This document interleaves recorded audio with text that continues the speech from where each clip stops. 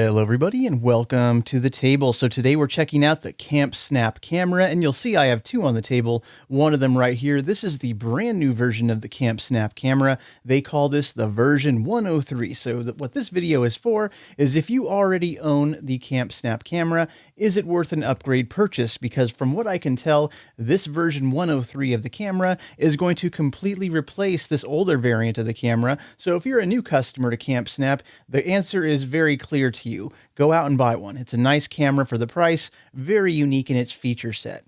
But for those of you who already own the Camp Snap camera, is it worth the upgrade? Let's check out some comparisons between these two cameras and the pictures they take. But let's check out the upgrades. So putting these two cameras side by side, you will see they are virtually identical.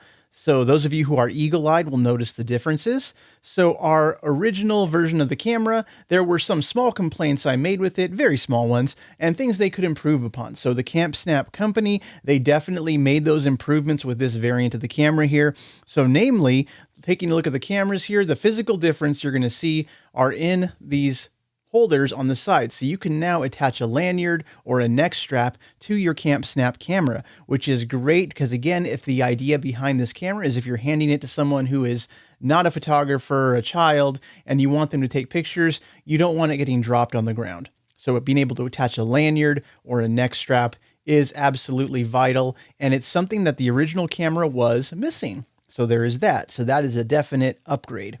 Another upgrade we see on the back side here, you'll check out the screens are quite different. And I call this an upgrade, but in a way it might be a side grade for some of us, but we can see the difference between the two cameras. So the newer model has an LCD screen. So let's go ahead and turn that on. You'll see the counter right there as an LCD. The original model, however, as we turn this one on, you will notice this screen technology. This is an LED, so it does light up. So that does mean in dark situations, you're going to be able to see your number right there. So this is the number of photos that have been taken on the cameras respectively. But the upside to having the LCD is that we can now use other functions with this camera. And now this camera is meant to be very much, grab and go, pick up and use. But this newer variant of the camera, if we look on the bottom right here, you will see we do have an additional upgrade on the newer model. Right here under this panel, we can check that out. We do have some buttons to adjust the date and time that your pictures will have on their metadata. So right here, you'll see there's a mode button, as well as an up and down setting and your SD card. And so holding down that mode button allows you to, on the LCD right here, to change the date and the time that will appear on your photos. So that's really only something you have to do once, but you kind of have to have the buttons and the screen in order to set something like that up. What it also does, though, great improvement over our original camera here. This also allows you to adjust the volume of the shutter, because the shutter, let me play it for you. I'm not even sure if the microphone picked that up, but it's a very quiet little click sound.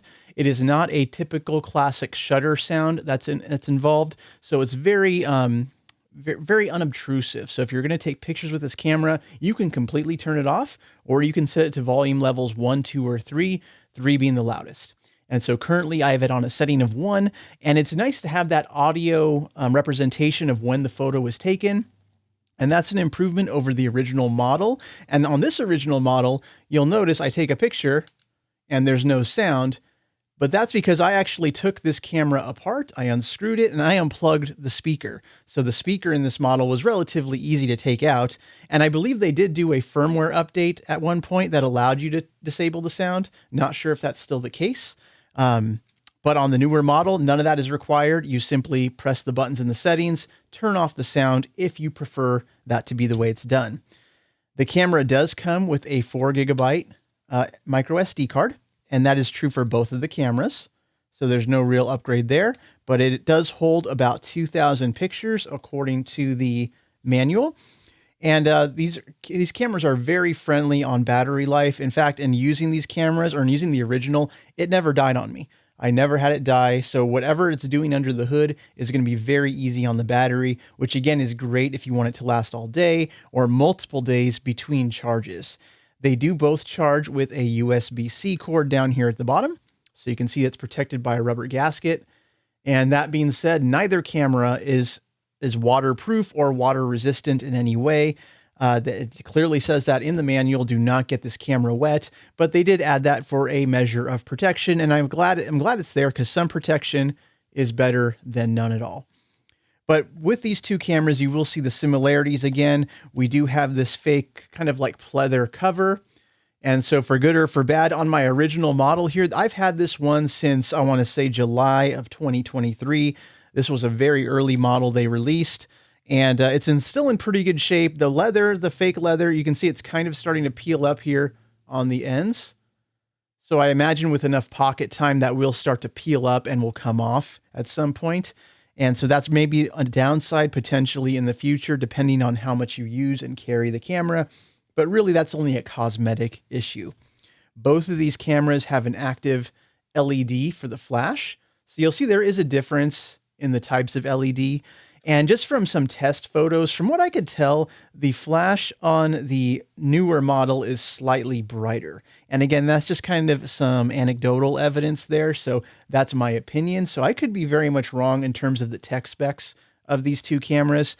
But really, one of the biggest features of this upgraded camera is they openly advertise that it takes better photos. So what does that mean? So I took some pictures side by side between these two cameras so we can check those out and you can see the difference. And so in terms of color science between these two cameras, one is definitely kind of like a darker greenish color. And so there's something definitely going on, different sensors, different companies producing these sensors. So when you dig into the data on the photos, you can see that the actual cameras, the internals, are entirely different. So the newer Camp Snap, the aperture of this model, I believe, is going to be an f2.0. So an f2 aperture. The older model, this one seems to use an f3.2. So again, the lower the number, the more light gets into the sensor, and the sharper and clearer your pictures are usually going to end up. And I noticed that was the case in side-by-side photos that I took with both of these cameras. And so the original was not too bad, but you did have to hold it very still if you wanted to get a good, clear photo. Whereas with the newer model, I think it's going to be a little more forgiving in the regards of getting a nice, sharp photo. And in terms of low light performance, having more light hit this little tiny sensor definitely helps.